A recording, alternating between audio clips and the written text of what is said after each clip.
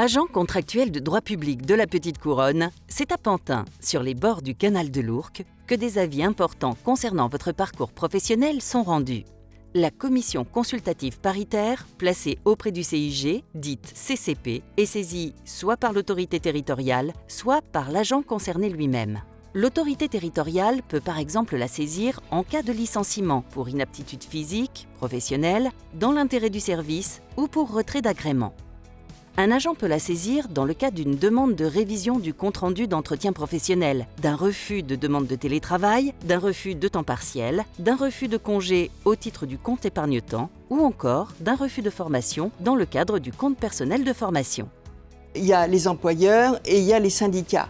Après, il faut arriver à instaurer un dialogue, à arriver à ce que les choses puissent avancer dans l'intérêt de l'agent et de la collectivité, bien sûr. À partir de là, la position de principe avance et au bout d'un moment, on arrive quand même à un vrai dialogue serein entre les deux parties et on arrive toujours à pouvoir avoir une vraie position qui se dégage. C'est toujours un dialogue constructif parce que même si, en règle générale, je demande toujours aux syndicats leur position, s'ils ont contacté l'agent, s'ils l'ont rencontré, etc. Donc c'est eux qui nous éclairent parce que nous, en tant qu'élus municipaux, on n'a pas rencontré l'agent forcément. On a l'avis de la collectivité, mais on ne sait pas ce que pense l'agent. Les CCP sont composés de représentants du personnel et de représentants des employeurs publics de la Petite Couronne. Elles siègent soit en formation ordinaire, soit en formation disciplinaire.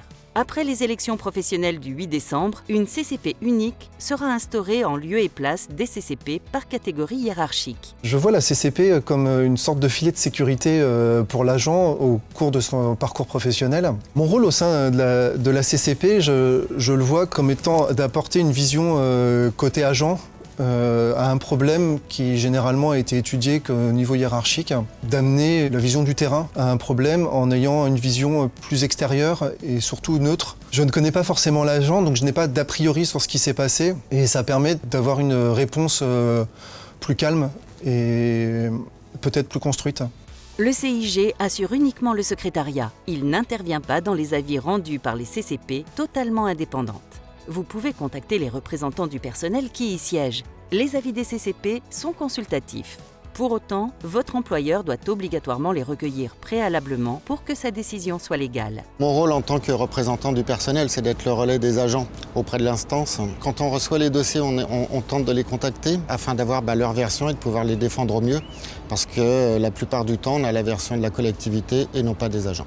Les avis rendus par la CCP sont consultatifs mais obligatoires. Ils permettent aux collectivités et aux agents d'avoir un avis éclairé et extérieur. Et ils permettent également aux agents de pouvoir s'en servir pour faire un recours au tribunal administratif. Cette année, dans le cadre des élections professionnelles du 8 décembre 2022, vous aurez à élire vos représentants au sein de la CCP.